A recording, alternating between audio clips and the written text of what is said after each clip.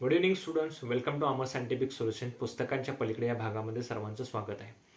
आजचा जो व्हिडिओ आहे हा मेडिकल स्टुडंट, नर्सिंग आणि फार्मसी स्टुडंटसाठी इम्पॉर्टंट आहे. तर आज आपण एक नवीन संकल्पना घेऊन येत आहोत. ती संकल्पना वैद्यकीय दृष्टीच्या बाबतीने जर विचार केला तर जुनीच आहे. तर ती संकल्पना म्हणजे काय? P drug concept. आता पी ड्रग कन्सेप्ट ऐकण्यासाठी सर्वांसाठी नवीन असेल, परंतु डेली रुटीन प्रॅक्टिसमध्ये हे हेल्थकेअर प्रोफेशनल्स प्रिस्क्रिप्शन हँडल करत असतात, मेडिसिन्स हँडल करत असतात आणि पेशंटला यस देत असतात. आता पेशंटच्या दृष्टिकोनातून मेडिसिन कसं असलं पाहिजे? मेडिसिन हे सेफ असलं पाहिजे, त्याच्यानंतर ते इफेक्टिव्ह असलं पाहिजे, त्याच्यानंतर कॉस्ट इफेक्टिव्ह असलं पाहिजे आणि सुटेबल असले पाहिजे. आता ही जबाबदारी प्रामुख्याने डॉक्टर्स, फार्मासिस्ट आणि नर्सेस यांची आहे. Doctors has to write the prescription on the basis of certain diseases. म्हणजे डॉक्टर्स ज्यावेळी प्रिस्क्रिप्शन लिहितात पेशंटसाठी, डिपेंड्स अपॉन सायन्स, सिम्पटम्स आणि त्या डिसीजचं ओव्हरऑल मेकॅनिझम अंडरस्टँडिंग केल्यानंतर त्याच्यानंतर ते प्रिस्क्रिप्शन जातं फार्मासिस्टकडे. फार्मासिस्ट ते प्रिस्क्रिप्शन वाचून मेडिसिन्स दिले जातात. कंपाऊंडिंग असेल कंपाऊंडिंग, डिस्पेन्सिंग असेल डिस्पेन्सिंग केले जातं. नर्सेसकडे yes unfortunately drug administration within the hospital असेल तर यस डेफिनेटली त्यांच्या हातामध्ये येतं.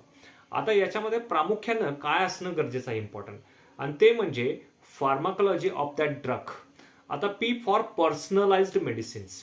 त्याचं रिझन असं आहे की प्रत्येक व्यक्तीला जो काही आजार होतो त्याच्यामध्ये त्याची पॅथोफिजिओलॉजी इन्व्हॉल्वमेंट जी असते ती थोडीफार वेगवेगळी असते. इन्फेक्शन जर कॉमन असेल तर ठीक आहे, परंतु पॅथोफिजिओलॉजीमध्ये थोडाफार फरक पडत असतो. म्हणजे काय? इन्फेक्शनची सिव्हिरिटी कमी जास्त प्रमाण हे राहू शकतं. त्याच्यानुसार दिला जाणारा जो काही ड्रग आहे तो सुद्धा, त्याचा डोसेज शेड्यूल सुद्धा, त्याची स्ट्रेंथ सुद्धा, त्याच्यानंतर त्याचा ड्युरेशन जो असतो तो सुद्धा वेगळ्या पद्धतीनं बांधणं किंवा मांडणं गरजेचं असतं. आणि ही सल्ला मसलत करून जर दिली गेलेली ट्रीटमेंट जर योग्य असेल तर त्याच्यासाठी वर्ल्ड हेल्थ ऑर्गनायझेशनने सुद्धा इनिशिएटिव्ह घेतलेला आहे आणि ही टर्मिनॉलॉजी मेडिकल करिक्युलममध्ये इंट्रोड्यूस केलेली आहे. तर या टर्मिनॉलॉजीचा जर बेनिफिट बघितला तर खूप मोठ्या प्रमाणात पेशंटला होऊ शकतो.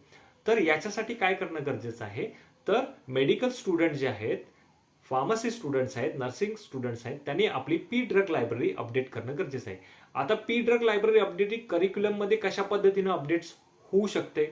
तर प्रत्येक ड्रग शिकत असताना तो ड्रग, त्याचं नाव काय आहे, त्याचं जेनेरिक नेम काय आहे, त्याचं ब्रँड नेम काय आहे, त्याच्यानंतर त्याचे डोस स्ट्रेंथ किती अवेलेबल आहेत, त्याच्यानंतर त्याचे फॉर्म्युलेशन्स किती अवेलेबल आहेत, त्याच्यानंतर त्याचं फार्माकोकायनेटिक प्रोफाईल काय आहे, डायनॅमिक प्रोफाईल काय आहे, हे सर्व अभ्यासल्यानंतर तुमची पी ड्रग लायब्ररी, असे मार्केटमध्ये किती ड्रग्ज अवेलेबल आहेत